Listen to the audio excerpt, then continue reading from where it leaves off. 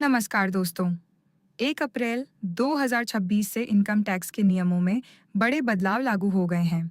अगर आप नौकरी करते हैं, बिजनेस करते हैं या इन्वेस्टमेंट करते हैं, तो ये जानकारी आपके लिए बहुत ज़रूरी है। सबसे पहले बात करते हैं सबसे बड़े बदलाव की। अब पुराना इनकम टैक्स एक्ट 1961 हटाकर नया इनकम टैक्स एक्ट 2025 लागू किया गया है। इसका मकसद है टैक्स सिस्टम को आसान और ट्रांसपेरेंट बनाना।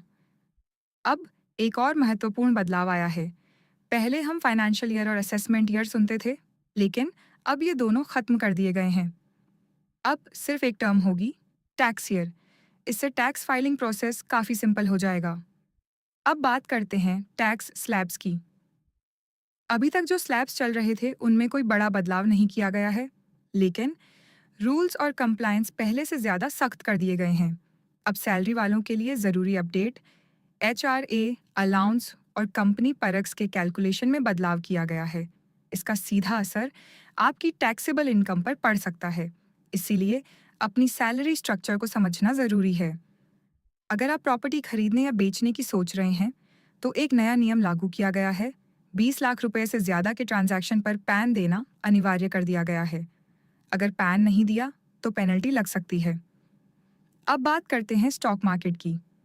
इन्वेस्टर्स के लिए भी नए रूल्स लागू किए गए हैं। एफ और ओ ट्रेडिंग और बायबैक टैक्सेशन में बदलाव किया गया है, जिससे प्रॉफिट कैलकुलेशन पर असर पड़ेगा। अब सबसे ज़रूरी बात, इनकम टैक्स रिटर्न यानी आईटीआर फाइलिंग के रूल्स और डेडलाइंस में भी बदलाव हुआ है। अब आपको समय पर और सही तरीके से फाइलिंग करनी होगी, वरना पेनल्टी का सामना करना पड़ सकता है। निष्कर्ष, नया टैक्स सिस्टम पहले से ज़्यादा सिंपल और डिजिटल हो गया है, लेकिन अगर आपने ध्यान नहीं दिया, तो आपको ज़्यादा टैक्स और पेनल्टी दोनों भरनी पड़ सकती है। इसीलिए अभी से अपनी टैक्स प्लानिंग सही तरीके से करें, डॉक्यूमेंट्स तैयार रखें और अपडेटेड रहें।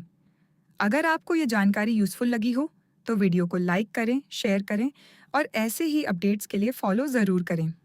धन्यवाद।